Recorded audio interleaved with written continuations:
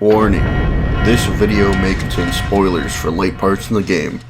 If you plan on playing this at some point, turn back now. You have been warned. CR again with a Sly Cooper review. I'm going to mention up top that I was emulating this game, so you're going to see a dip in quality from the first and second area to the third, and that's because of an annoying graphical glitch that happens if you upscale anything other than native and die. Not game over, just lose a life, and I got tired of fixing it in the middle of play. I had a great time with this game though, not as great of a time as I remember. I was happily surprised at how much better I had gotten at this game than when I was a kid, because this game took me like months or more to beat and 100% the game, but this time it only took me around 6 or 7 hours. I didn't fully 100% though, because the time trial bullshit, but I'll get into that later. There were a good couple of things that I remember not liking when I was a kid, and me not liking them still holds up today, but no matter what, I'm saying the game is still a solid 7 out of 10 experience for me, and I'll explain why, starting with the basics. So, for the most part, you play as the boy, Sly, as you essentially go around avenging your lineage of master thieves by retrieving pages of the Thievius Raccoonus that multiple villains have taken. Most levels involve sneaking around a level. In these levels, there are various different kinds of enemies, with all only needing one hit to defeat. The big caveat to this is that you also only have one hit and you die. You get around this by grabbing lucky horseshoes, being able to stack 2, and to be able to get hit 2 extra times before you die. You can also lose these by falling off platforms or going in water. Besides collecting them, you can stack 100 coins and get a horseshoe. Already having 2 stacked and then getting 100 coins will give you an extra life. There are also many ways to sneak around, all involving using and or holding the circle button to use them. Sidling, swinging from hooks, and safely landing on spikes are just a few of the techniques you have or learn throughout the game. Now, back to the Thievius Raccoonus, which, besides beating a boss, you can obtain through the collectibles in the game. These collectibles are messages in a bottle that your friend Bentley decodes into a safe combination. The safes hold pages of the Raccoonus that give you extra abilities that you can use, though I only found a couple useful, but they're all pretty fun to use in their own way. In a level, in every area, there is also a safe containing information that gets loaded on your binoculars, so when using them you can see the collectibles and all breakables. Now here comes the missions I don't like. There are some that aren't sneaking, and these are pretty bad, and I'll be explaining more in the cons section. There's a couple different missions, such as shooting to get a person from one point to the next, usually to get a key, though there is just one to advance. Then there are collecting missions, which usually involve shooting or just attacking to collect various things like treasure or chickens.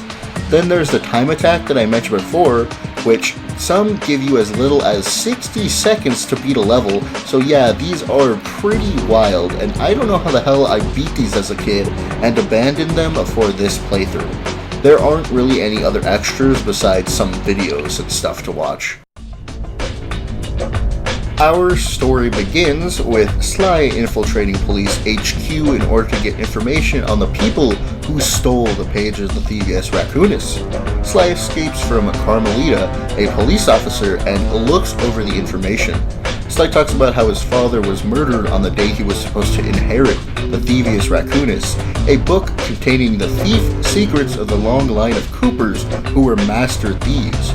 On this day, 5 mysterious people, known as the Fiendish Five, broke in and stole a couple pages each from the book, leaving Sly orphaned, finding lifelong friends Bentley and Murray along the way who would help Sly to try and find out who these people are. The first turns out to be a pirate frog by the name of Raleigh, who was the machinist of the Fiendish Five and was located somewhere in the Welsh Triangle. Sly infiltrates his ship base and confronts Raleigh, who doesn't go down without a fight. Sly receives a page of the Raccoonus on Ryochi Cooper's ninja spire jump technique, and they escape from the clutches of Carmelita, who in a fury puts Raleigh in jail for all of his crimes. The next piece of the Fiendish Five is a bulldog named Mugshot, the Ruthless Muscle, located in Mesa City, Utah. Sly takes out all of his guards and makes his way to finally confronting him. Guns blazing is exactly how Sly defeats his enemy, and he finds another section of the Raccoonus on Tennessee Kid Cooper, who was notorious for rail sliding and walking. Carmelita again misses Sly and instead settles for putting Mugshot away. The third member is a voodoo priestess known as Ms. Ruby, who turns out to be in the Haitian jungle. Upon putting hordes of her undead guardsmen to rest, he confronts Ms. Ruby in a Simon Says battle to the death, which he comes out the victor. The section he uncovers is on Slyton Common, known for his ability to turn completely invisible. Carmelita again misses her catch of Sly and unenthusiastically puts a stop to Ms. Ruby's crimes. The last known member of the Fiendish Five is a demolition expert named Panda King, located on the Kunlun Mountains of western China. Sly explores the ins and outs of this icy mountain and finds the keys necessary to confront the Panda King, who had perfected the art of Flame Fu, but wasn't good enough to stop Sly from getting the best of him. He finds the next section of the Raccoonus detailing Otto Van Cooper's use of machinery over physical dexterity. These were used to upgrade the van that the gang used. Carmelita once again puts the bad guy away in lieu of Sly, who gives her the slip. Sly and the gang head towards the now known final member of the Fiendish Five, Clockwork, driving to the Krakorov volcano, and as he looks over the pages he's recovered, he sees a weird bird-like figure in the background of all the photos, still a little unsure about everything. The gang shoot their way through the volcano, finding Carmelita trapped. Sly goes to rescue her but is put to sleep by gas. Bentley hacks into the computers and stops the gas, freeing Carmelita as she agrees to work with Sly, just this once, saying that she snatched her jetpack, which Sly could use to defeat Clockwork. He finds the jetpack and finally meets the robotic Clockwork, who reveals that he's lived for centuries, replacing all his body parts with robotics, and jealous of the Cooper line and their excellent thievery, he tells Sly that he let him live to humiliate the lineage, but was ultimately proved wrong as Sly finally shoots the bird down and knocks his head off into lava. He snags the final piece of the Thievius Raccoonus, returning it to its former glory before he's confronted by Carmelita, who had promised him a 10-second head start. Sly wastes all 10 seconds, which confuses the officer, and he sneaks a kiss in before running away. Turns out he also handcuffed her to the railing as the gang rides off, looking for more opportunity to thieve from thieves. This game is definitely a pleasure to play from start to finish. The sneaking sections play really well and getting all the collectibles flows really smoothly with the level designs, which are super unique and there aren't many I dislike. The soundtrack is pretty nice too, with each really blending into their respective levels and areas. The bosses all play a little differently as well, and like I've said before, I like it when it takes a second to damage a boss instead of just whacking them willy-nilly, and in this game you usually have to work for the damage, which makes the win feel way more earned. Hell, even just getting the hit feels nice too. I do have to say that I don't particularly like the racing, shooting, or the time trial segments. The racing I feel is honestly terrible, as there's only 2 buttons you use. One is the control stick used to move forward and in all directions, pretty standard kind of, but there's no acceleration, you kind of just move at the same pace the whole race. Then you have the little nitro things that you pick up, and you press square to use them, but they really don't give you that much of a boost at all, and there's nothing else to pick up.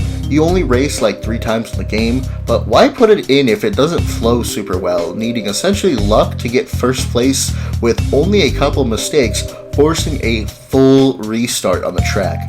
There are a couple different shooting segments, but the first one presented is the hardest, needing to get treasure with codes. In this, there are crabs trying to take the treasure, which you have to mercilessly kill, and it ramps up in difficulty as the stage goes on. The annoying part of this is if you let even one crab take a treasure, you have to start all goddamn over, and it's super precise. I definitely remember raging at the same level as a kid. For the time trial segments, they are just ridiculous. doable, but so precise, you'll maybe have like a couple seconds, if not only one, left on your hands when you beat it. I straight up don't know how I did this as a kid. This game is definitely still fun, but there were just a lot of things I can acknowledge that even now frustrated the hell out of me, and I hadn't given an honest playthrough of this game since I beat it back on the PS2, so probably around 2005 or sometime around there. Really though, give this game a shot, because there are a good amount of sequels to dive into, and I'll definitely be reviewing them at some point, so stick around for that. Hope you enjoyed, and see you next video.